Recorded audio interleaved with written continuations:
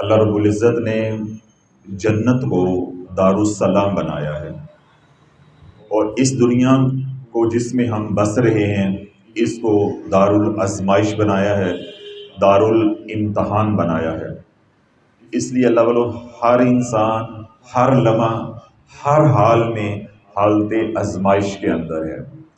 عربی ہو، عجمی ہو، مرد ہو، عورت ہو، بوڑھا ہو، نوجوان ہو، شہری ہو، دیہاتی ہو، کالا ہو، سفید ہو، ہر انسان ہر حال کے اندر حالت آزمائش میں ہے۔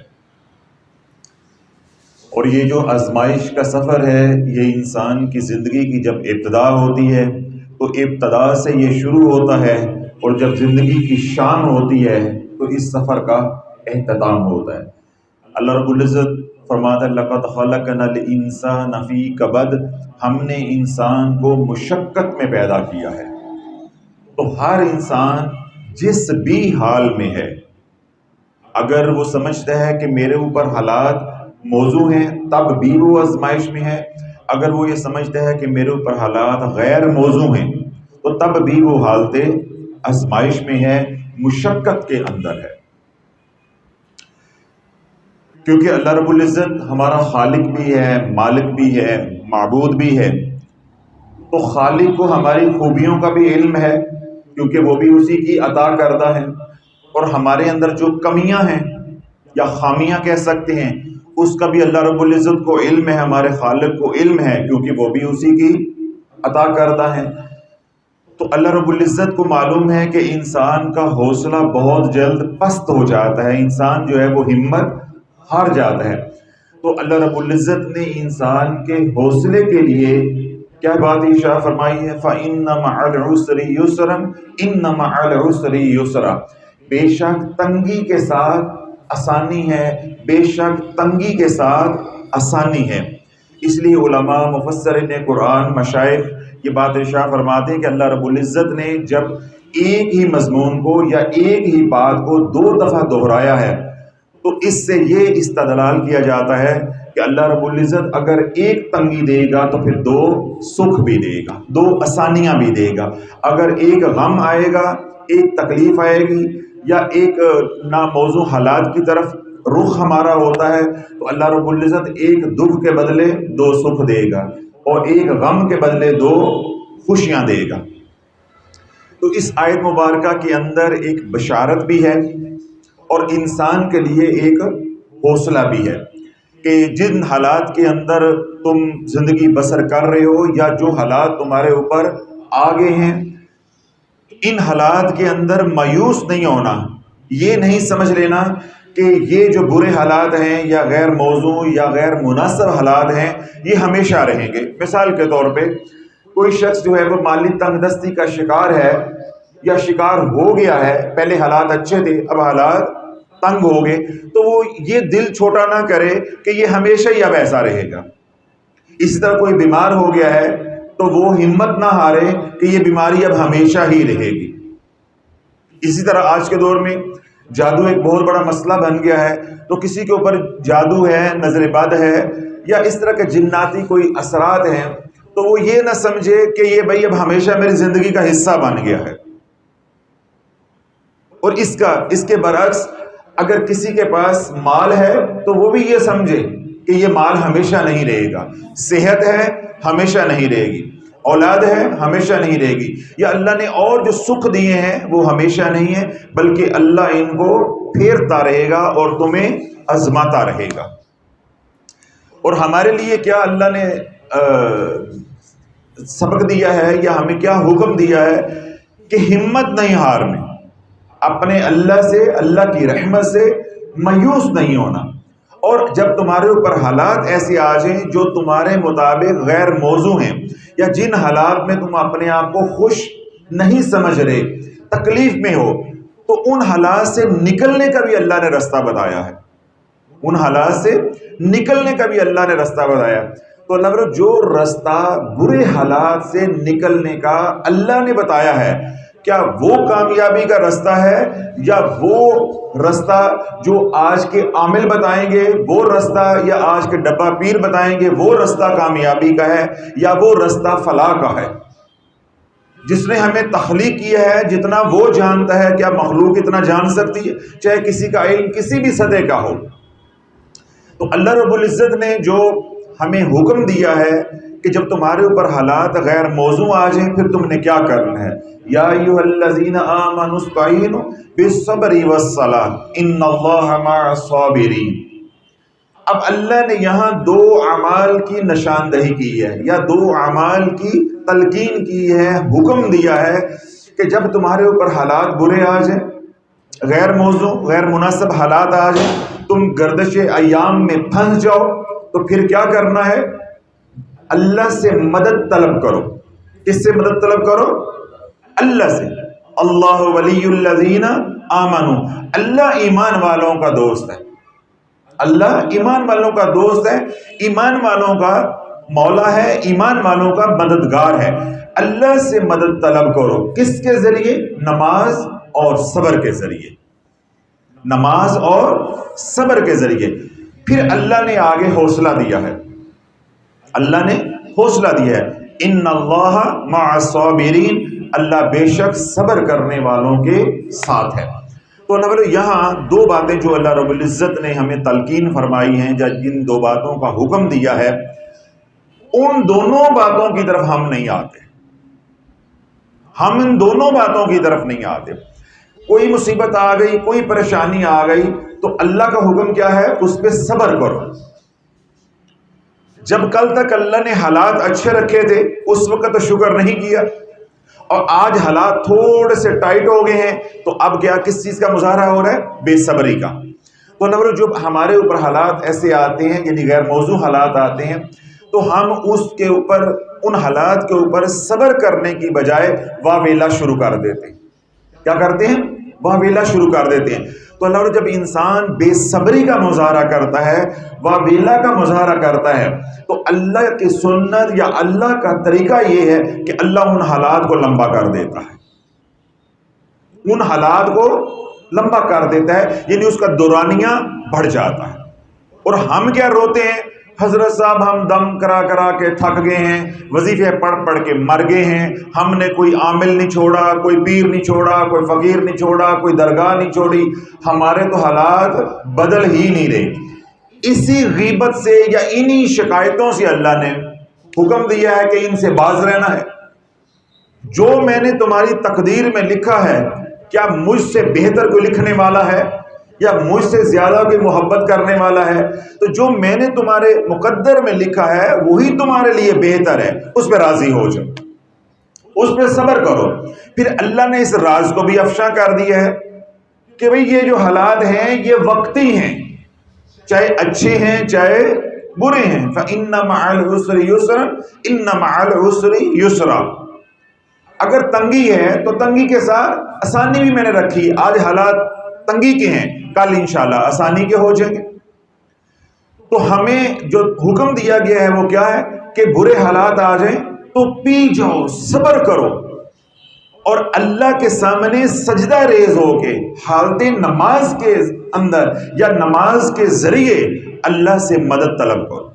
تو اللہ کی مدد دو کاموں کے اوپر فی الفور اترتی ہے، ایک اللہ کی رضا پہ راضی ہو جو یعنی صبر، اور دوسرا حالت سجدہ میں جا کے اللہ سے مانگنے پہ، یعنی نماز کے ذریعے اللہ سے مانگو تو فوراً مدد آتی ہے۔ کیوں؟ اللہ نے وعدہ کیا ہے ان اللہ مع الصابرین۔ اور میں نے ابھی یہ بات عرض کی کہ ہمارے اوپر جب حالات برے آتے ہیں خدا نخواستہ، تو پہلے تو ہم واویلا، رونا پیٹنا، چغلیاں، غیبت، شکایتیں، اور ہم ایسے فکرے بھی بول جاتے ہیں جن فکروں کو علماء نے کفریہ کلمات کہا ہے، جس سے انسان ایمان سے خارج ہو جاتا ہے، جس سے ایمان سے، میں اس میں ایک مثال دے دیتا ہوں۔ معاذاللہ اب یہ فکرہ بولا جاتا ہے جب انسان مایوسی کے عالم میں ہوتا ہے، ہم نے پتہ نہیں رب کا کیا بگاڑا ہے، ہمارے حالات نہیں بدلتے۔ اللہ بولو یہ کفریہ کلمہ ہے۔ کون ہے جو اللہ کا معاذاللہ کچھ بگاڑ سکتا ہے؟ لیکن یہ کلمہ بولا جاتا ہے۔ یہ فکرہ بولا جاتا ہے شعوری یا لاشعوری طور پہ. تو جب زبان ہی بند نہیں ہوگی تو شیطان اکسائے گا کہ تو نے انہی حالات میں مر جانا ہے، تو نے جادو میں مر جانا ہے، تو نے بیماری میں مر جانا ہے، تیرے بچے پیچھے رل جانے ہیں، تیری بیوی سامان اٹھائے گی میکے چلی جائے گی، یہ کاروبار اجڑ گیا، اب تیری دکان نہیں چلنی، اب اور لوگ کاروبار کرنے کے لیے آگے ہیں. تو شیطان تو یہ ہوا کھڑا کرے گا. تو اللہ رب العزت نے اسی بات سے یا شیطان کے شر سے انسان کو بچانے کے لیے کیا کہا ہے کہ جیسے بھی حالات ہیں میرے سے زیادہ تمہیں کوئی جانتا نہیں ہے اور میرے سے زیادہ تیرے سے کوئی محبت کرنے والا نہیں ہے. جو حالات میں نے بھیجے ہیں اس پہ صبر کر اور میرے سے مدد طلب کرتا رہے نماز کے ذریعے، صبر کے ذریعے، تو انشاءاللہ ایک وقت آئے گا کہ میں حالات کو پھیر دوں گا اور میں تجھے بتا بھی دوں گا اور دکھا بھی دوں گا. ان اللہ مع الصابرین کیا ہے، ان اللہ مع الصابرین کیا ہے. تو نولو عرض کرنے کا مقصد یہ ہے کہ بجائے ہم عاملین کے پاس جائیں، ذائچہ بنانے والوں کے پاس جائیں، نجومیوں کے پاس جائیں، آئندہ آنے والے حالات بتانے والے جو ہیں، جو کاہن ہیں، جادوگر ہیں، ان کے پاس جائیں، تو کیا حالات بدل جائیں گے؟ کیا حالات بدل جائیں گے؟ پہلے تو وہ جو کچھ بتائیں گے وہ جھوٹ ہوتا ہے. اگر اس میں کوئی سچائی 1%، 2% ہوگی بھی تو اللہ والو تیری پریشانی نہیں ختم ہوگی بلکہ پریشانی اور بڑھ جائے گی. اس کی میں سادہ دلیل دیتا ہوں. کافر ہے یا مسلمان ہے، ہر انسان کا یقین ہے کہ میں نے مرنا ہے. یہ ایسی اٹل حقیقت ہے جس کا کوئی انکار نہیں کرتا. ہر بندے کو پتا ہے کل نفس ذائقۃ الموت، میں نے بھی جانا ہے. ہر بندے نے جب مرنا ہے تو میں نے بھی مرنا ہے. اگر کسی کو یہ بتا دیا جائے کہ تم نے 5 سال کے بعد مرنا ہے، اب اللہ کو تو موت کا علم ہے، وہ اللہ علم یا وہ معلومات کسی کے اوپر منکشف فرما دیتا ہے اور وہ بندہ اس کو بتا دیتا ہے کہ تم نے آج سے 5 سال کے بعد فلاں دن فلاں وقت کے اوپر تم نے مر جانا ہے. فاللہ بولو تو ابھی مر جائے گا. وہ ایک دن گزرے گا تو رات کو حساب کرے گا، میری زندگی کا ایک دن اور کم ہو گیا ہے. ہفتہ گزرے گا تو وہ اور حساب کرے گا. جو وقت کم ہو رہا ہے وہ اس نے نہیں بھی مرنا، وہ 6 مہینے کے اندر ہارٹ اٹیک سے مر جائے گا. حالانکہ زندگی کا دن ہمارا بھی کم ہو رہا ہے لیکن ہم کیا ہے؟ لا علم ہے. لا علم ہے. تو لا علمی بھی یا یہ حجاب بھی اللہ والوں کتنی بڑی نعمت ہے. پہلے تو میں نے عرض کیا کہ جو عامل ہے، جادوگر ہے، جنات ہیں، شیاطین ہیں، کاہن ہے، نجومی ہے، وہ جو کچھ بتائیں گے اس کا حقیقت کے ساتھ عمومی کوئی تعلق نہیں ہوتا. وہ سب ڈکونسلا ہوتا ہے، قیاس آرائی ہوتی ہے، تخیل ہوتا ہے. دوسرا ہے کہ اگر کوئی بات وہ صحیح نکل بھی ان کے منہ سے جاتی ہے یا انہیں علم ہو جاتا ہے یا ان کا تکا لگ جاتا ہے تو اللہ اس کا کیا نفع ہوگا؟ جب تک اللہ حالات نہیں بدلے گا حالات کیسے بدل سکتے؟ تو اللہ نے اللہ والوں 2 راستے جو بتائے ہیں. کبھی زندگی میں پریشانی آ جائے، مصیبت آ جائے، تکلیف آ جائے، ہر انسان کے ساتھ یہ مسائل جڑے ہوئے ہیں. تو اس کے لیے کیا کرنا ہے؟ خاموشی اختیار کرو. خاموشی اختیار کرو اور اپنے اللہ پہ بھروسہ رکھو، اعتقاد اور یقین رکھو کہ حسبی اللہ، میرے لیے میرا اللہ کافی ہے. وما لکم من دون اللہ من ولی ولا نصیر. یہ جان رکھو کہ اللہ کے علاوہ نہ ہی تمہارا کوئی مددگار ہے اور نہ ہی کوئی تمہارا دوست ہے. تو جب کوئی مدد کر نہیں سکتا، دوستی نبھا نہیں برے حالات میں سکتا، تو جو کرنا ہے اللہ ہی نے کرنا ہے. تو پھر رب کیا فرماتا ہے؟ فقل حسبی اللہ، کہو کہ میرے لیے میرا اللہ کافی ہے. لا الہ الا هو علیہ توکلت وہو رب العرش العظیم. جب ان حالات کے اندر بھی اللہ رب العزت کے اوپر بھروسہ یعنی توکل رکھو گے تو انشاءاللہ العزیز اللہ اس آزمائش سے عافیت، خیر اور سلامتی کے ساتھ نکال دے گا. اس لیے میرے شیخ رحمۃ اللہ فرماتے تھے کہ کبھی کسی کے بے صبری سے حالات بدلتے نہیں ہیں بلکہ ان حالات کے اندر جو اللہ نے انعام دینا ہوتا ہے اس انعام سے انسان محروم ہو جاتا ہے. خوشحالی میں ترقیاں نہیں ہوتی، ترقیاں تو ہوتی ہیں برے حالات کے اندر. خوشحالی کے اندر عمومی طور پہ ترقی نہیں ہوتی. برے حالات کے اندر جب انسان صبر کر لیتا ہے اور بار بار اللہ کو پکارتا ہے، بار بار اللہ سے مانگتا ہے، اس کا اللہ کے ساتھ جو تعلق ہے، یعنی رجوع اللہ، اللہ کے ساتھ جو اس کا رابطہ ہے، وہ کیا ہو جاتا ہے؟ مضبوط ہو جاتا ہے۔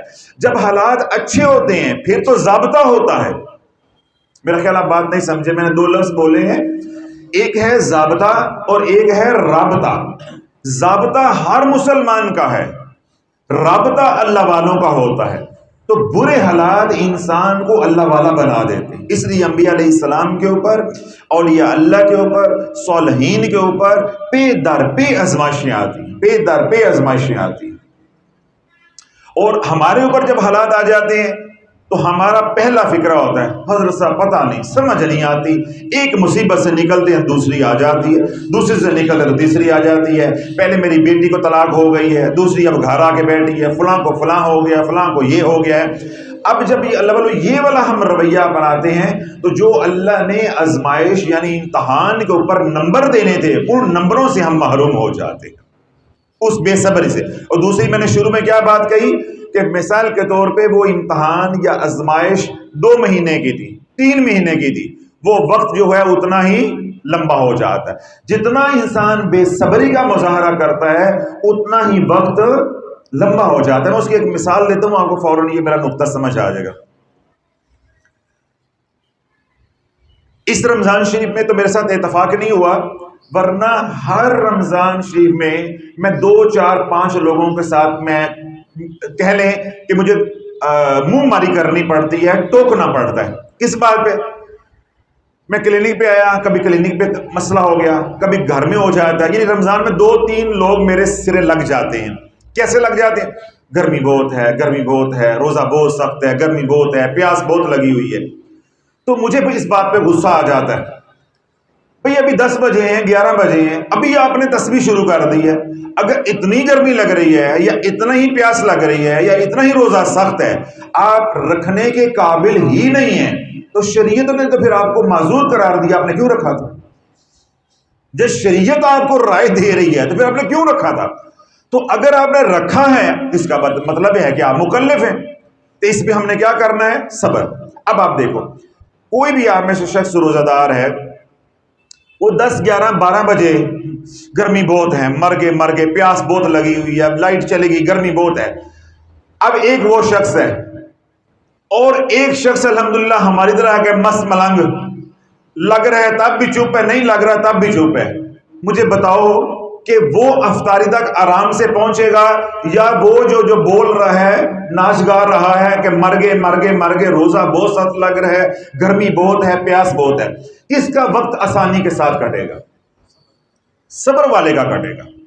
حالانکہ گھنٹے وہی 15 15.5 یا 16 گھنٹے کا روزہ ہے، جو صبر کر رہا ہے اس کے لیے بھی وہی دورانیاں ہیں، جو بے صبری سے ناچ کود کر رہا ہے، اچھل کود کر رہا ہے، بے صبری کا مظاہرہ کر رہا ہے، دورانیاں اس کے روزے کا بھی اتنا ہی ہے، لیکن اس کو وہ روزہ بہت زیادہ لمبا لگے گا، طویل لگے گا، اور جو صبر کرے گا اسے معلوم بھی نہیں ہوگا۔ کیوں؟ ان اللہ مع الصابرین، اللہ کی جو مدد ہے وہ صبر کرنے والوں کے ساتھ ہوتی ہے۔ جو صبر کر رہا ہوتا ہے اس کے اوپر اللہ کی رحمت کا نزول ہو رہا ہوتا ہے، وہ اللہ کی طرف متوجہ ہوتا ہے۔ جب انسان اللہ کی طرف متوجہ ہو جاتا ہے تو پھر اللہ والوں پریشانی نہیں رہ جاتی۔ میں اس کی ایک اور دلیل دیتا ہوں کہ متوجہ جب ہم اللہ کی طرف ہو جائیں گے، اللہ کا ذکر، قرآن مجید کی تلاوت، حضور علیہ الصلوۃ والسلام پہ درود و سلام، یعنی پڑھنے پڑھانے کی طرف جب لگ جائیں گے تو کیا ہوگا؟ ہم بے صبری کا مظاہرہ نہیں کریں گے، اور روزہ کیا ہوتا ہے؟ آرام سے کٹ جاتا ہے۔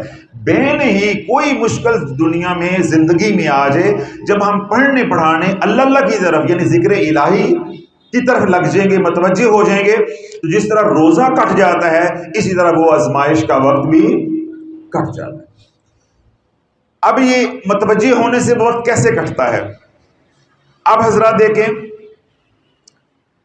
یہاں پہ بعض دفعہ ساتھیوں کے اوپر وجد کی کیفیت ہوتی ہے، تو جو نئے لوگ ہوتے ہیں، میں بیان بھی اگر کر رہا ہوں یا بول بھی رہا ہوں یا کلام پڑھا جا رہا ہے، وہ سب کچھ چھوڑ کے کیا کرتے ہیں؟ اسے دیکھنا شروع کر دیتے ہیں۔ یہ بات تو آپ دیکھتے ہیں نا، اللہ بولو ایسے ہی ہے کہ جب انسان مرتا ہے قبر میں اترتا ہے تو قبر میں جا کے اس کے ساتھ دو کام ہونے ہیں. کتنے کام ہونے؟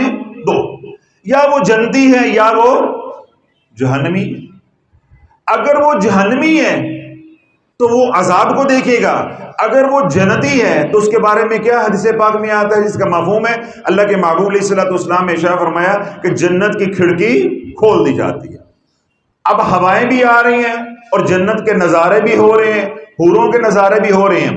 تو اس کا نتیجہ کیا نکلتا ہے کہ اس کا دھیان جنت کی طرف ہو جاتا ہے، وہ ہم جیسوں کو بھول جاتا ہے جن کے ساتھ اس نے 60 سال 70 سال 80 سال گزارے تھے، اور جس کے لیے پیچھے ہم رو رہے ہیں، کرلا رہے ہیں، مر رہے ہیں کہ تو نہیں گیا ہمیں مار گیا ہے. ہم پیچھے مر رہے ہیں اور وہ وہاں کیا کر رہا ہے؟ مزے کر رہا ہے. وہ ہمیں بھول گیا وہاں جا کے. تو بے نہیں جو اللہ نہ کرے برے حالات کے اندر آ جاتا ہے تو وہ جہنم کو دیکھتا ہے. جب وہ جہنم کو دیکھتا ہے اس کے اوپر خوف کی ایسی کیفیت ہو جاتی ہے وہ تب بھی ہمیں بھول جاتا ہے. تو اللہ جب انسان کا دھیان بٹ جاتا ہے تو پھر جس مصیبت کی طرف توجہ کرنی چاہیے ادھر توجہ کم ہو جاتی. یہی نقطہ اس کے اندر ہے کہ جب اللہ والو صبر کرو گے، اور صبر ملے گا اللہ کے ذکر سے. اللہ کے ذکر سے جب دھیان اللہ کی طرف ہو جائے گا تو پریشانی کی طرف دھیان کم ہو جائے گا. تو جب دھیان کم ہو جائے گا تو پھر کیا ہوگا؟ وہ وقت ہمارا آسانی کے ساتھ کٹ جائے گا. ایک اور مثال دیتا ہوں. رمضان المبارک کے احترام کے حوالے سے شریعت کا حکم ہے کہ روزہ دار کے سامنے مت کھاؤ. یہ مشہور حدیث پاک ہے، معروف، آپ حضرات نے سنی. اب گھر میں جو ہے وہ کوئی ہمارے سامنے کھا رہا ہو یا یہاں بیٹھ کے وہ کھا رہا ہو تو ہمارا دل بھی چاہے گا نا کھانے کو، نفس جو ہے وہ مانگے گا. اس طرح گھر میں جو ہے وہ کھانے پک رہے ہیں، اس کی خوشبو جو ہے وہ آ رہی ہے تو ہمارا دل چاہے گا کھانے کو. تو اگر خوشبو ہی نہیں ہوگی یا ہمارے سامنے کوئی کھائے گا ہی نہیں تو ہمیں کھانے کا دھیان بھی نہیں آئے گا. یہی رب چاہتا ہے کہ جو پریشانی ہے جیسی ہے چلنے دو، تو دھیان میری طرف رکھو. جیسے حالات ہیں، اچھے ہیں برے ہیں، تم اس کو چھوڑ دو کہ یہ اچھے ہیں یہ برے ہیں. حالات کو پھیرنے والا، حالات کو لے کے آنے والا میں ہوں. تو اپنا دھیان میری طرف رکھ. اگر اچھے حالات گزر گئے ہیں تو برے کیسے رک سکتے ہیں؟ اور اسی طرح اگر برے حالات جو ہے وہ گزر جائیں گے تو اچھے کیسے رکیں گے؟ اگر اچھے ہیں تو برے آ جائیں گے اور برے ہیں تو اچھے آ جائیں گے. تو یہ ایک دوسرے کو کیا کریں گے؟ پلٹتے رہیں گے. تو ان حالات کو یا ان باتوں کو چھوڑ دے، تو صرف میری طرف متوجہ ہو جا. یہ تو مجھے اپنا وکیل بنا لے، کارساز بنا لے، پھر تیرے سارے کاموں کے لیے میں کیا ہو جاؤں گا؟ حسبی اللہ الحسیب. میرے لیے میرا اللہ ہی کافی ہے. سارے کاموں کا وکیل کارساز میرا اللہ ہوگا. تو اللہ تعالیٰ عرض کرنے کا مقصد صرف اتنا ہے کہ زندگی میں کبھی پریشانی آ جائے، مصیبت آ جائے تو کیا ہے؟ فوراً اللہ کا ذکر، فوراً اللہ کا ذکر. کیونکہ جب اللہ کا ذکر ہوگا، اللہ بذکر اللہ تطمئن القلوب، تمہارے قلوب کو طمانینت جو ہے وہ بے شک کس سے ملے گی؟ اللہ کے ذکر سے. تو اطمینان کا الٹ کیا ہوتا ہے؟ بے چینی. تو بے چینی کو اگر ختم کرنا ہے اور چین لے کے آنا ہے تو چین کس سے ملے گا؟ اللہ کے ذکر سے. صرف یہ میری بات سننے سے چین نہیں آ جائے گا. پریشانی آتی، ہم بے قرار ہوتے ہیں، پریشان ہوتے ہیں، تو اس پریشانی کو طمانینت میں بدلنا ہے. تو طمانینت تو اللہ نے کس میں رکھی ہے؟ اطمینان کس میں رکھا ہے؟ ذکر میں. تو جب اللہ کے ذکر میں مشغول ہو جائیں گے تو کیا ہو جائے گا؟ دل کو قرار آ جائے گا. اب ظاہر ہے ہم انسان ہیں، عاجز ہیں، ہم ایک طویل عرصہ کسی پریشانی، بیماری، مصیبت، تکلیف میں نہیں رہ سکتے. اب ہماری خواہش ہے کہ اللہ یہ حالات عافیت سے بدل دے. تو اس کے لیے کیا ہے؟ نماز کے ذریعے اللہ سے مدد طلب کرو. تو اللہ تعالیٰ اس کے لیے جو سب سے بڑا عمل ہے وہ کیا ہے؟ صلاۃ الحاجت کا. صلاۃ الحاجت کا. اللہ کے محبوب علیہ الصلوۃ والسلام پر جب بھی کوئی کڑا وقت آیا، کوئی تکلیف آئی، کوئی آزمائش آئی، یا کوئی بھی دین کے حوالے سے ناگوار خبر آئی، تو یہاں تک کہ حضور علیہ الصلوۃ والسلام کی حیات مبارکہ سے یہ بات بھی ہمیں ملتی ہے کہ بادل گرجے یا طوفان آیا تو تب بھی اللہ کے نبی علیہ الصلوۃ والسلام نے فوراً مسجد کی طرف رخ کیا۔ تو امت کے لیے یہ تعلیم چھوڑی کہ جب بھی تمہارے اوپر کوئی حالات آ جائیں تو پہلا کام کیا کرنا ہے؟ صبر، خاموشی اختیار کرنی ہے، اور دوسرا اپنا تعلق مسجد کے ساتھ، مسجد سے مراد کیا ہے؟ اللہ کے ساتھ مضبوط کرنا ہے، اور اللہ کے ساتھ جو تعلق ہے اس کی سب سے جو مضبوطی کی حالت ہے وہ حالت سجدہ ہے، حالت سجدہ ہے۔ تو جب بھی کوئی حالات آ جائیں، یعنی نامناسب ناگوار حالات آ جائیں، برے حالات آ جائیں، تو پہلا کام کیا کریں گے؟ صبر۔ اور صبر کس سے ملے گا؟ اللہ کے ذکر سے۔ دنیا کی باتیں نہیں کرنی، دنیا کی باتیں کریں گے دل اور بے قرار ہوگا، اور بے قرار ہوگا۔ تو ہمیں تو قرار چاہیے، تاکہ قرار ہوگا تو ہمیں وہ بات بھولے گی، وگرنہ میں نے ابھی کیا کہا کہ اس کا دورانیہ پھر لمبا ہوتا جائے گا، لمبا ہوتا جائے گا۔ اور دوسرا کام کیا ہے؟ فوراً وضو کرو، وضو کر کے اللہ کے سامنے جھک جاؤ، 2 رکعت نماز صلاۃ الحاجت۔ زندگی میں کوئی حاجت ہو، کوئی پریشانی ہو، کوئی مصیبت ہو، کوئی تکلیف ہو، کوئی غم ہو، اور یہاں تک کہ کوئی خواہش ہو، کوئی خواہش ہے، مطلب بیٹی کا رشتہ کرنا ہے، نوکری نہیں لگ رہی، یا اور کوئی کام ہے، گھر خریدنا ہے، گھر بیچنا ہے، گاڑی خریدنی ہے، گاڑی بیچنی ہے، کوئی خواہش ہے، حاجت ہے، تمنا ہے، جو کچھ بھی اللہ سے مانگنا ہے یا برے حالات سے نکلنا ہے، اللہ سے مدد مانگنی ہے، تو کیا کریں؟ صلاۃ الحاجت کا اہتمام کریں۔ اب صلاۃ الحاجت جو ہے وہ کیسے پڑھنی ہے؟ اس کے 2 طریقے ہیں جو مستحب ہیں اور بہت ہی مجرب ہیں۔ اگر اس طریقے سے صلاۃ الحاجت پڑھی جائے تو اللہ کی مدد یوں آتی ہے، اللہ کی مدد یوں آتی ہے۔ پہلے یہ مسئلہ سن لیں کہ صلاۃ الحاجت وہ اوقات، جن اوقات کے اندر ہماری شریعت سجدہ کرنے سے منع کرتی ہے، یعنی جس طرح طلوع آفتاب کے بعد کے 20 منٹ ہیں، بات سمجھ آ رہی؟ اسی طرح زوال کا وقت ہے آج کل 11:35 سے لے کے 12:05 تک، یہ آدھا گھنٹہ۔ اس طرح مغرب ہوگی تو مغرب سے پہلے 15 سے 20 منٹ۔ یہ جو 3 اوقات ہیں ان کو مکروہ کہتے ہیں۔ کیا کہیں گے؟ مکروہ۔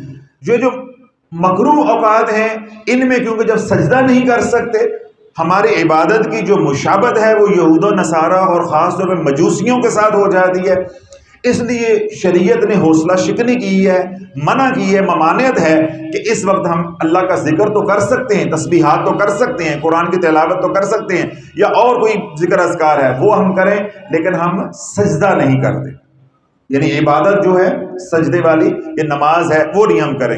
تو جب سجدہ نہیں ہوگا تو صلاۃ الحاجت بھی نہیں پڑھی جائے گی۔ تو یہ جو اوقات ہیں ان میں ممنوع ہے۔ باقی دن ہے یا رات ہے، کسی بھی وقت، کسی بھی لمحے میں آپ صلاۃ الحاجت پڑھیں۔ ایک مسئلہ سمجھ آ گیا۔ دوسرا مسئلہ کہ صلاۃ الحاجت کے کتنے نوافل پڑھنے ہیں؟ صلاۃ الحاجت کے 2 نفل ہیں صرف۔ کتنے؟ 2۔ آپ نیت کریں گے 2 رکعت نماز صلاۃ الحاجت، اللہ اکبر۔ اب آپ نے ہاتھ باندھ لیے، اب آپ ثنا پڑھیں گے، ثنا پڑھنے کے بعد سورہ فاتحہ پڑھیں گے۔ سورہ فاتحہ پڑھنے کے بعد جو پہلا طریقہ ہے اس میں یہ ہے کہ آپ پہلی رکعت کے اندر سورۃ الکافرون، قل یا ایھا الکافرون، قل یا ایھا الکافرون، یہ سورت آپ پڑھیں گے۔ معمول کے مطابق اپنی پہلی رکعت کو مکمل کریں گے، اس کے بعد آپ دوسری رکعت کے لیے اٹھ گئے، اب آپ سورۃ فاتحہ پڑھیں گے، اور سورۃ فاتحہ کے بعد 3 بار سورۃ اخلاص پڑھیں گے۔ سمجھ آ گئی؟ پھر معمول کے مطابق آپ کیا کریں گے؟ دوسری رکعت مکمل کریں گے۔ تو یہ آپ کی کیا ہو جائے گی؟ صلاۃ الحاجت۔ ایک طریقہ یہ ہے کہ 2 رکعت نماز صلاۃ الحاجت، اللہ اکبر، آپ نے ثنا پڑھی، سورہ فاتحہ پڑھی، سورہ فاتحہ کے بعد آپ سورہ حشر کی آخری 3 آیات پڑھیں گے۔ کون سی 3 آیات؟ سورہ حشر، هو اللہ الذی لا الہ الا هو عالم الغیب والشہادہ، یہ والی جو آیات ہیں 3 آخری، وَهُوَ الْعَزِيزُ الْحَكِيمُ تک، یہ 3 آیات آپ پڑھیں گے ہر رکعت کے اندر۔ پہلی رکعت کے اندر بھی سورۃ فاتحہ کے بعد 3 بار، اور دوسری رکعت میں بھی سورۃ فاتحہ کے بعد 3 بار سورۃ حشر کی آخری 3 آیات۔ کتنی بار؟ 3 بار آخری 3 آیات سورہ حشر کی۔ معمول کے مطابق آپ سلام پھیریں گے، نماز مکمل ہو گئی۔ 2 طریقے ہو گئے۔ اب کوئی کہے جی مجھے سورۃ الکافرون نہیں آتی، یا حضرت صاحب مجھے یہ سورہ حشر نہیں آتی، تو بھائی تو صلاۃ الحاجت پڑھ، دونوں رکعتوں کے اندر 3 بار قل هو اللہ احد پڑھ لے، اب تو کوئی عذر نہیں رہ گیا نا۔ تو وہ جو 2 طریقے میں نے پہلے بتائے ہیں وہ مستحب ہیں، یعنی عمل کے طور پہ ہیں، اور اگر کوئی کہتا جی مجھے سورۃ الکافرون نہیں زبانی آتی، یا کوئی یہ عذر کرتا ہے کہ مجھے سورہ حشر کی آخری 3 آیات نہیں آتی، تو پھر کیا ہے، میں نے کہا جس طرح معمول میں آپ نماز پڑھتے ہو اس میں قل هو اللہ پڑھتے ہیں، سورۃ انا اعطیناک الکوثر پڑھتے ہیں، یا سورۃ فلق سورۃ ناس پڑھتے ہیں، جو بھی آپ صورتیں پڑھتے ہیں، یہ فری سٹائل آپ کے پاس مکمل اجازت ہے، جیسے آپ پڑھ سکتے ہیں۔ نیت کیا کریں گے؟ 2 رکعت نماز صلاۃ الحاجت۔ اب آپ نے اللہ سلام پھیر لیا، سلام پھیرنے کے بعد آپ ایک تسبیح پڑھیں گے درود ابراہیم کی، ایک تسبیح کیا پڑھیں گے؟ درود ابراہیم کی۔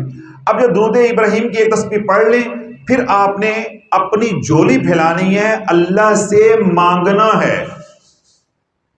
اب میری بات توجہ کر، یعنی یہ سارا میں بول رہا ہوں، یہ ایک لفظ پہ آپ کو لے کر آنا ہے، یہ ساری کیفیت بنائی ہے، پہلے بات میں نے سمجھائی ہے، اس کے بعد میں نے عمل بتایا ہے، عمل بتانے کے بعد میں نے درود پاک کا بتایا ہے، درود پاک کے بعد اصل جو بات اب میں کہنا چاہ رہا ہوں، یا جو آج آپ کو نقطہ دینا ہے، عمل دینا ہے، وہ یہ ہے، یہ نقطہ ہے۔ اب ہم نے اللہ سے مانگنا ہے، اللہ سے مانگنا ہے کہ جن حالات کے اندر یا اللہ میں ہوں ان حالات سے مجھے نکال دے۔ تو اللہ سے مانگنا ہے یا پڑھنا ہے؟ مانگنا ہے۔ اب میں نے دعا پڑھنی ہے، ربنا ظلمنا انفسنا وان لم تغفر لنا وترحمنا لنکونن من الخاسرین۔ اس لیے میں نے یہ پہلے نقطہ سمجھا دیا ہے کہ مگر میں دعا پہلے پڑھ دیتا تو لفظ پڑھنے کا آ جانا تھا، آپ نے کہنا تھا یا میں نے یہ بولنا تھا کہ ایک تسبیح درود پاک کی کر کے پھر آپ نے یہ دعا پڑھنی ہے۔ تو میں اس لفظ سے گریز کر رہا تھا کہ مجھے یہ لفظ نہ بولنا پڑے کہ پڑھنی نہیں ہے، مانگنی ہے۔ پڑھو گے تو پھر قیامت تک پڑھتے ہی رہو گے، کچھ نہیں ہوتا پڑھنے سے۔ ہاں اللہ چاہے تو ثواب دے دے پڑھنے کا، اگر آپ یہ کہو کہ میرے حالات بدل جائیں، نہیں، جب تک اللہ کو داتا سمجھو گے نہیں اور اس کے سامنے جھولی پھیلا کے سائل فقیر بنو گے نہیں، داتا کی رحمت موج میں آئے گی نہیں، تیری بگڑی بنے گی نہیں۔ پڑھتا رہے وظیفے، پڑھتا رہے دعائیں جو ہیں وہ تو ٹیپ ریکارڈر میں بھی ہوتی ہیں، طوطے کو سکھا دو وہ بھی پڑھتا ہے۔ کیا طوطا بدل جاتا ہے یا ٹیپ ریکارڈر بدل جاتا ہے؟ یا آج کے دور میں موبائل کے اندر سارا قرآن ہوتا ہے یا موبائل بدل جاتا ہے؟ تو دعا کیا ہے؟ مانگنی ہے۔ اللہ رب العزت نے سیدنا آدم علیہ السلام کے اوپر جو حالات آئے تھے، اللہ والوں کوئی معمولی حالات تھے کہ وہ جنت میں رہ رہے ہیں، اللہ نے دنیا میں بھیج دیا ہے، ایک دم حالات ایسے بدل گئے، ایک لمحے کے اندر حالات ایسے بدل گئے۔ تو ایسے تو اللہ نہ کرے ہمارے ساتھ نہیں ہے، لیکن ہمارے ظرف کے مطابق یا ہمارے قد کے مطابق ہمارے لیے بھی وہ قیامت ہوتی ہے۔ کوئی برے حالات آ جائے، بری خبر آ جائے تو ہمارے لیے وہ قیامت سے کم تو نہیں ہوتی۔ تو ان حالات کے اندر، یعنی جو حالات سیدنا آدم علیہ السلام پہ آئے، تو اللہ نے اپنے رحمت خاص سے سیدنا آدم علیہ السلام کو کیا دعا سکھائی؟ ربنا ظلمنا انفسنا وان لم تغفر لنا وترحمنا لنکونن من الخاسرین۔ اے اللہ ہم اپنی جانوں پہ ظلم کر بیٹھے، یہ اقرار کرنا ہے، یہ نہیں کہنا اسی اللہ تا کی بگاڑے آئے، معاذ اللہ، ہم نے کون سے ایسا کام کیے ہمارے اوپر حالات آ گئے، ہمیں تو سمجھ ہی نہیں آتی، ہمارے گھری پریشانیوں نے دیکھ لیا ہے، ہمارا گھری بیماریوں نے دیکھ لیا ہے، یہ بلائیوں نے ہمارا گھری دیکھ لیا ہے، مصیبتیں ہمارے گھر میں ہی آ رہی ہیں، ان کے گھر میں تو کچھ نہیں ہوتا، پھوپھی کے گھر میں تو کچھ نہیں ہوتا، چاچے کے گھر میں تو کچھ نہیں ہوتا۔ یہ سب کچھ میں نے سمجھایا ہے، اس کو تالا لگانا ہے، جب تک یہ تالا نہیں لگے گا یہ عمل کام نہیں آئے گا۔ صبر تو ہوا ہی نا، بے قراری ہوئی، تو بے قراری کیا ہے؟ امتحان کو، آزمائش کو لمبا کر دے گی۔ منہ کو کیا لگانا ہے؟ زبان کو کیا لگانا ہے؟ تالا۔ تالا لگا کے پھر یہ دعا پڑھنی نہیں ہے، مانگنی ہے، اور مانگنے میں کیا کرنا ہے؟ ربنا ظلمنا انفسنا، پہلے اعتراف جرم کرنا ہے، اللہ کے سامنے پہلے اپنے گناہوں کا اعتراف کرنا ہے۔ کیوں؟ رب کیا فرماتا ہے؟ ما اصابکم من مصیبت فبما کسبت ایدیکم، جو تمہارے اوپر مصیبت آتی ہے تمہارے اپنے ہاتھوں کی کمائی ہوتی ہے۔ اور ہم کیا کہتے ہیں؟ سانوں تو پتہ نہیں چلتا جی، پتہ نہیں کہاں سے حالات آ جاتے ہیں، بیماری آ جاتی ہے، کبھی یہ آ جاتا ہے، کبھی وہ آ جاتا ہے، پتہ نہیں ہمارے سے کون سا گناہ ہو گیا ہے، اللہ ہمارے سے ناراض ہو گیا ہے، فلاں کو تو کچھ بھی نہیں ہوتا، ہمارے گھر ہی مصیبتیں آتی ہیں۔ ہمارا رویہ یہ ہے۔ اللہ کہتا ہے ما اصابکم من مصیبت فبما کسبت ایدیکم، جو تمہارے اوپر مصیبت آتی ہے تمہارے اپنے اعمال کا نتیجہ ہوتی ہے، تمہارے ہاتھ کی کمائی ہوتی ہے۔ اب مجھے بتاؤ، پھر آگے اللہ جھنجھوڑتا بھی ہے، وَيَعْفُو عَنْ كَثِيرٍ، ابھی تو تیرا رب بہت سی تیری برائیوں کو، گناہوں کو، خطاؤں کو درگزر کر جاتا ہے۔ اللہ اپنا بھی احسان بھی جتلا رہا ہے کہ میں ہر بات پہ تجھے پکڑتا نہیں ہوں، بہت سی تو میں درگزر کر جاتا ہوں۔ اور ہم کیا کہتے ہیں؟ بس اسی مر گئے ہیں، باقی سب صحیح ہیں، ان کو کچھ نہیں ہوتا۔ تو معاذ اللہ کیا ہے کہ اللہ ہمارے پہ ظلم کر رہا ہے، یعنی ہماری باتوں سے تو یہی تاثر ابھرتا ہے نا کہ اللہ ہمارے پہ ظلم کر رہا ہے۔ تو اللہ نے ہماری ناک بھی ویسے ہی رگڑی ہے کہ جب میرے سے مانگنا ہے تو پہلے اعتراف جرم کرنا پڑے گا۔ صرف وظیفے پڑھ پڑھ کے باتیں نہیں بن جائے گی، آج یہ پڑھ لیا، کل وہ پڑھ لیا، پھر وہ چھوڑ دیا، پھر نیا شروع کر دیا، پڑھتے ہو تو پڑھتے رہو۔ پہلے میرے سامنے ناک رگڑنی پڑے گی، اعتراف جرم کرنا پڑے گا، ربنا ظلمنا انفسنا، اے اللہ ہم اپنی جانوں کے اوپر ظلم کر بیٹھے، ہمارے سے غلطی ہو گئی، شعوری یا لا شعوری ہم خطا کر بیٹھے۔ وَإِن لَّمْ تَغْفِرْ لَنَا وَتَرْحَمْنَا، اے اللہ اگر تو نے نہ بخشا، تو نے رحمت نہ کی، لَنَكُونَنَّ مِنَ الْخَاسِرِينَ، اے اللہ پھر ہم گھاٹا کھانے والوں میں سے ہو جائیں گے، ہم برباد ہو جائیں گے۔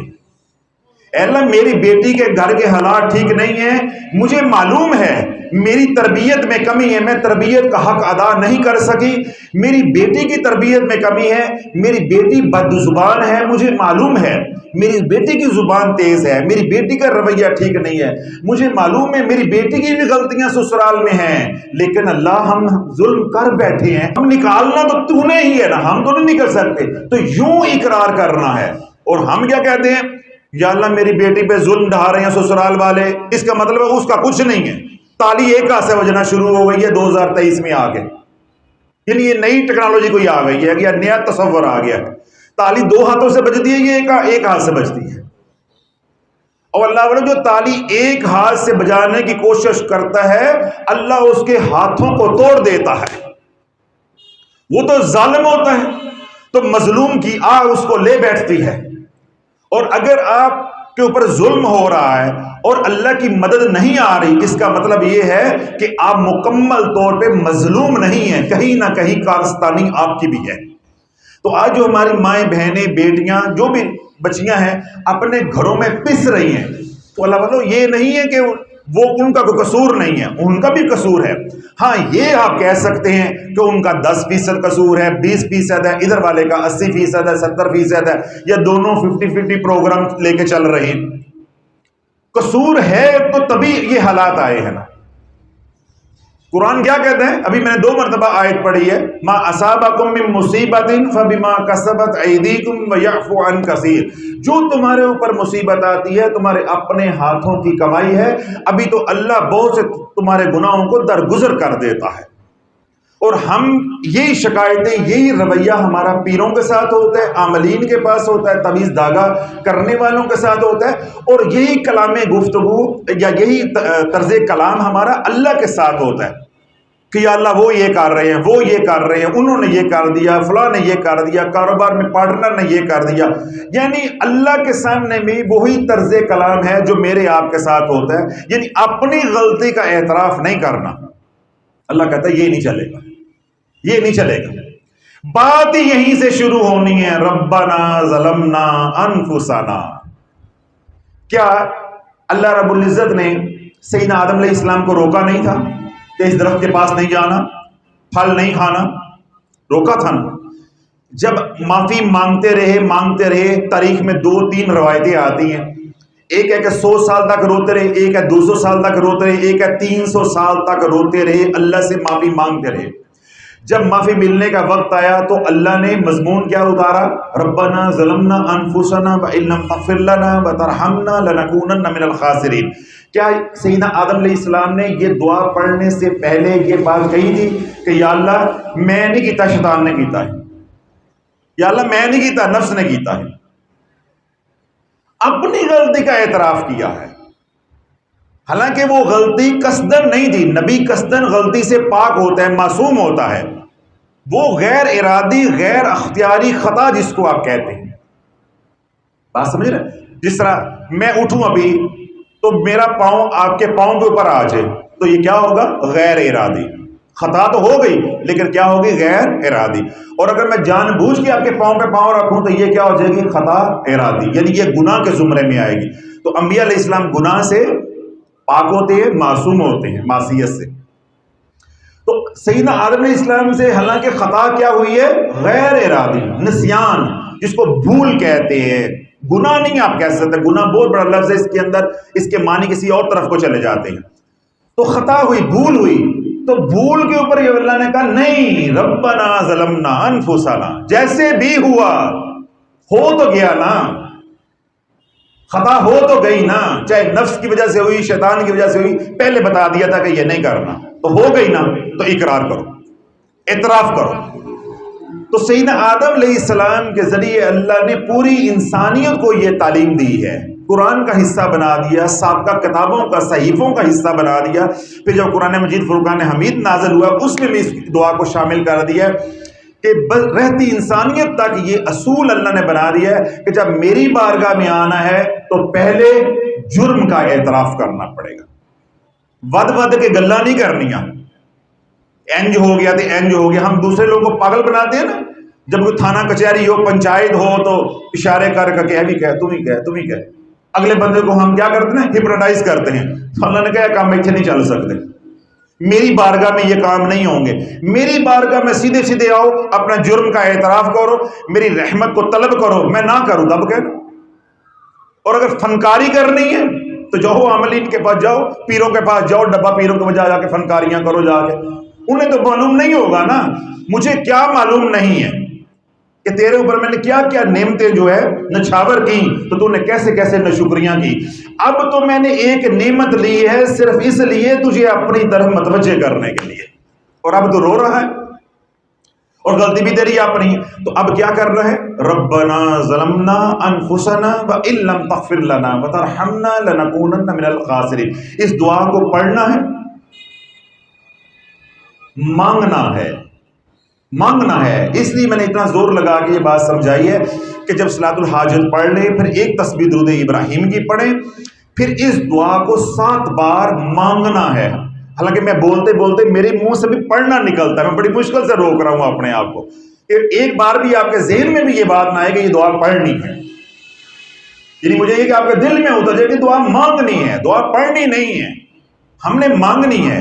اور مانگنے کا انداز کیا ہوتا ہے؟ اگر وہ نہیں آتا تو پھر اس عمل کو شروع کرنے سے پہلے کسی بچے کو دیکھو 2-4 دن کے لیے کہ بچہ ماں سے کیسے مانگتا ہے یا بڑوں سے کیسے مانگتا ہے، اور اگر اس کو نہ دیا جائے تو وہ کیسے منواتا ہے۔ پھر وہ مانگتا نہیں ہے بلکہ منواتا ہے۔ کسی بچے کو دیکھو، اگر گھر میں بچہ نہیں ہے تو باہر کسی فقیر کو دیکھو، 2-3 دن یہ عمل بعد میں کر لو لیکن مانگنا پہلے سیکھ لو، منوانا پہلے سیکھ لو، پھر آپ یہ عمل کرو تو انشاءاللہ العزیز پہلے دن ہی صلاۃ الحاجت پڑھو گے تو اللہ کرم فرما دے گا۔ اور یہ والا جو عمل ہے اللہ والوں، اس کی کوئی میعاد نہیں ہوتی کہ آپ نے 10 دن پڑھنا ہے، 5 دن پڑھنا ہے، 7 دن پڑھنا ہے۔ یہ تو آپ کے اوپر ہے کہ پہلے دن ہی آپ ایسی بے بسی کا اور ایسا اعتراف جرم اللہ کے سامنے کریں، اللہ کو آپ کا اعتراف پسند آ جائے۔ یہ تو اللہ کو منانا ہے۔ اگر آپ کو منانے کا ڈھنگ آ جاتا ہے تو بس 2 رکعت نماز صلاۃ الحاجت پڑھو۔ اس کے 3 طریقے میں نے آپ حضرات کو بتائے ہیں۔ اگر کوئی صورت نہیں آتی تو دونوں رکعتوں کے اندر قل هو اللہ احد پڑھ لو۔ اور جو 2 مستحب مجرد طریقے بتائے ہیں ان میں کیا ہے کہ پہلی رکعت کے اندر سورۃ الکافرون اور دوسری کے اندر 3 بار سورۃ اخلاص۔ اور اگر تھوڑا سا میٹھا اور ڈالنا ہے تو پھر کیا ہے کہ پہلی رکعت کے اندر سورۃ حشر کی آخری 3 آیات 3 بار، پھر دوسری رکعت کے اندر بھی سورۃ حشر کی آخری 3 آیات 3 بار۔ سلام پھیر دیا، پھر آپ ایک تسبیح کملی والے پہ درود ابراہیم کی پڑھیں، اور پڑھنے کے بعد پھر آپ یوں ہاتھ اٹھا کے رب کے سامنے اعتراف جرم کریں، پھر اس دعا کو 7 بار بریکٹ میں پڑھنا ہے، لیکن حقیقت میں کیا ہے؟ مانگنا ہے۔ اس دعا کو 7 بار مانگنا ہے اللہ سے، اور ان 7 بار کے اندر آپ کے اوپر ہر صورت میں کیفیت آنی چاہیے کہ آپ واقعی ہی اعتراف جرم کر رہے ہیں، مکر نہیں کر رہے، واقعی ہی آپ مان رہے ہیں کہ میری خطا ہوئی، میرے سے غلطی ہوئی، تو یہ حالات ہوئے۔ تو اللہ جب یہ 7 بار دعا مانگیں گے انشاءاللہ، یعنی کہ پڑھیں گے، تو اللہ رب العزت کی مدد انشاءاللہ العزیز اتر کے رہے گی۔ آپ ابھی دعا والے ہاتھ چہرے پہ نہیں پھیریں گے، اللہ حالات کو بدل دے گا۔ تو عرض کرنے کا مقصد یہ ہے کہ اللہ جب بھی کوئی پریشانی آ جائے تو کیا ہے؟ اللہ کا فوراً ذکر، تاکہ قلب کو سکون مل جائے، اور اس کے بعد فوراً وضو کرو اور صلاۃ الحاجت، 2 رکعت نماز صلاۃ الحاجت۔ پھر اس میں کیا ہے؟ اللہ نہ کرے کوئی بہن بیٹی ہے ہسپتال میں داخل ہے، کوئی گھر میں عزیز ہے کوئی ہسپتال میں داخل ہے، کوئی تھانہ کچہری ہے، کوئی حادثہ ہو گیا، یا کوئی اور لڑائی جھگڑا، کوئی بیٹیوں بچیوں کے طلاقوں کے مسئلے گھروں میں ہوتے ہیں، یا اور کوئی اس طرح کا معاملہ خطرناک صورتحال جو ہے وہ بن گئی یا رخ اختیار کر گیا، تو پھر یہ صلاۃ الحاجت دن میں چاہے 5 بار پڑھو، اس کی کوئی ممانعت نہیں ہے کہ بھئی ایک بار پڑھ لی اب دوبارہ نہیں پڑھنی۔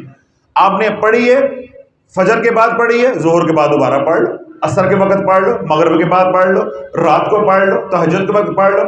یہ تو اب آپ کے اوپر ہے کہ آپ ایک بار سے آپ سمجھتے ہو کہ میری تسلی نہیں ہوئی، یا میرے پہ مدد نازل نہیں ہوئی، تھوڑی دیر کے بعد دوبارہ پڑھ لو، سمجھے؟ اور دوسری بات جو میں نے پہلے کہی کہ اس کا کوئی تعین نہیں ہوتا کہ آپ نے اتنے دن پڑھنی ہے، کیوں؟ یہ تو لینے والا جانے اور دینے والا جانے، یہ تو دونوں نے منانا ہے، دونوں نے ایک دوسرے کو راضی کرنا ہے۔ تو اللہ کے سامنے جب آپ اعتراف جرم کر لیں گے تو وہ تو ارحم الراحمین راحم المساکین ہے، اکرم الاکرمین ہے، تو وہ تو پہلے دینے پہ تیار ہے، صرف وہ ہماری معافی کا یا اعتراف جرم کا منتظر ہے۔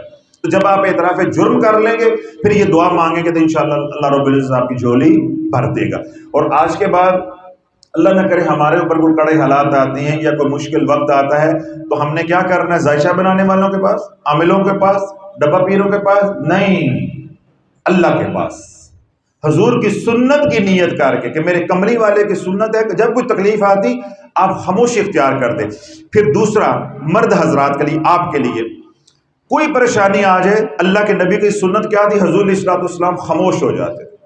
جب خاموش ہوتے تھے، پریشان ہوتے تھے، تو حضور علیہ السلام کا جو چہرہ انور ہے وہ سرخ ہو جاتا تھا، اور یہاں پہ ایک رگ تھی حضور علیہ السلام کے پیشانی مبارک کے اوپر، یہاں رگ تھی، وہ رگ کے اندر خون کی جو سپلائی ہے یعنی گردش ہے وہ بڑھ جاتی تھی، وہ نمایاں ہو جاتی تھی، اور چہرہ انور جو ہے وہ سرخ ہو جاتا۔ پھر اللہ کے نبی علیہ السلام بار بار اپنی ریش مبارک کو، داڑھی مبارک کو یوں اپنے بائیں ہاتھ سے پکڑتے تھے، ایسے کرتے تھے بار بار، اس تکلیف کی وجہ سے، اس پریشانی غم کی وجہ سے جو کسی بھی وجہ سے آیا ہے، کفار مشرکین کی وجہ سے یا کوئی بھی اور معاملہ جو زندگی میں ہوتا تھا تو کرتے تھے۔ تو اس لیے بزرگان فرماتے ہیں کہ جب پریشانی آ جائے تو پہلا اللہ نے حکم کیا دیا ہے؟ صبر، خاموشی۔ اللہ کے نبی کی بھی سنت ہوگی۔ پھر بائیں ہاتھ سے اپنی یوں داڑھی پکڑ کے اللہ کی تسبیح کو بیان کرو، سبحان اللہ والحمد للہ ولا الہ الا اللہ واللہ اکبر ولا حول ولا قوت الا باللہ العلی العظیم، یا حسبی اللہ الحسیب حسبی اللہ الحسیب حسبی اللہ الحسیب، یا حسبی اللہ لا الہ الا هو علیہ توکلت وهو رب العرش العظیم، یا سبحان اللہ والحمد للہ ولا الہ الا اللہ واللہ اکبر اللہم اغفر لی اللہم ارحمنی اللہم ارزقنی۔ یعنی اس طرح کی کوئی بھی آپ کو تسبیح، کوئی بھی دعا آتی ہے تو اپنی داڑھی کو یوں ہاتھ رکھ کے اس کو پڑھیں۔ اس کے بعد دوسرا عمل، اللہ کے نبی علیہ السلام کی کیا سنت ہے اور اللہ کا حکم کیا ہے؟ نماز پڑھو۔ پھر سجدے میں، سجدے سے باہر دعا کی صورت میں پھر اللہ سے مدد طلب کرنی ہے۔ تو اس عمل کی تمام حضرات کو اجازت ہے، جو سوشل میڈیا پہ سنے انہیں بھی اجازت۔